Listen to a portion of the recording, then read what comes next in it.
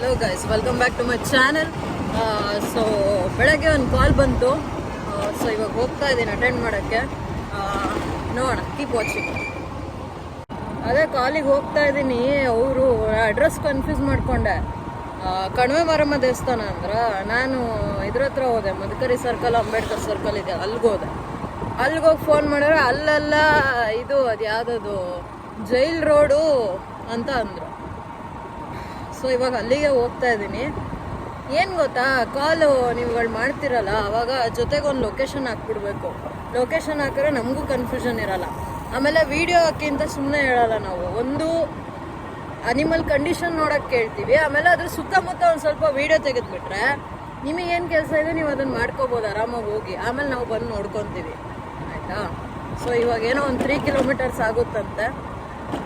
Jail ರೋಡಿಂದ straight ಹೋಗಿ ಕೇಳಿದ್ದಾರೆ, ದೇವಸ್ಥಾನದ ಹತ್ರ ಇದೆಯಂತ. ನೋಡೋಣ. ಐ ಥಿಂಕ್ ಲೊಕೇಶನಿಗೆ ಬಂದಿದ್ದೀನಿ. ಎಲ್ಲೋ ಇದೆ ಅದು.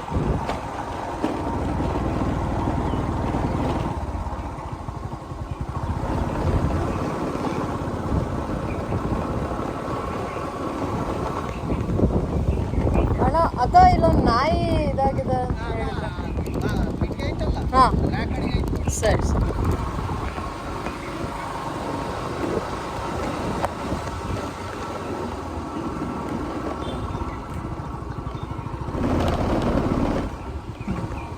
ನೀನಾಯ ಯಾನಾಯ?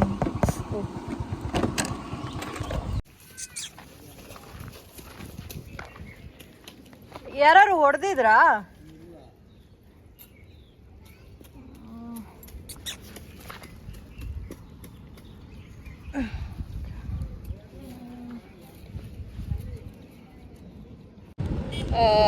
ಸೊ ಡಾಗ್ಗೆ ಟ್ರೀಟ್ ಮಾಡಾಗಿದೆ, ಇಂಜೆಕ್ಷನ್ಸ್ ಕೊಟ್ಟಿದ್ದೀನಿ.